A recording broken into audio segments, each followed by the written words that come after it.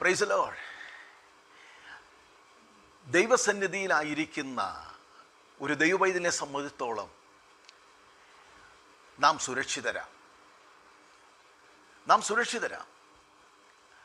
നാം മനസ്സിലാക്കേണ്ട കാര്യം, ആ സുരക്ഷിതത്വത്തിലായിരുന്നത് കൊണ്ടാണ് ഇന്നും നാം നിലനിൽക്കുന്നത്. ആ സുരക്ഷിതത്തിലായിരിക്കുന്നത് കൊണ്ടാണ് ഇന്ന് നാം ജീവനോടെ ആയിരിക്കുന്നത്. സ്തോത്രം. ദൈവത്തിൻ്റെ ദാസനായ യെശയ്യാവ് പറയുന്നൊരു കാര്യമുണ്ട്. 62-ാം അധ്യായം അതിൻ്റെ 3-ാമത്തെ വാക്യത്തിൽ ഇങ്ങനെ വായിപ്പാൻ കഴിയുന്നു: യഹോവയുടെ കയ്യിൽ നീ ഭംഗിയുള്ള ഒരു കിരീടവും നിൻ്റെ ദൈവത്തിൻ്റെ കയ്യിൽ രാജമുടിയുമായിരിക്കും എന്ന്.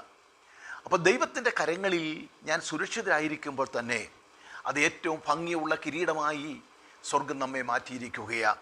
ദൈവത്തിൻ്റെ കരങ്ങളിലെ രാജമുടിയായി അവർ നമ്മെ തീർത്തിരിക്കുകയാണ്. നാം ചിന്തിക്കുക, നമ്മെ സ്നേഹിക്കുന്ന, നമ്മെ കരുതുന്ന ഒരു നല്ല കർത്താവ് ഈ ജീവിതമാകുന്ന യാത്രയിൽ നമുക്കുണ്ട്. അത് ഓർത്ത് നമുക്ക് ദൈവത്തിന് സ്തോത്രം ചെയ്യാം.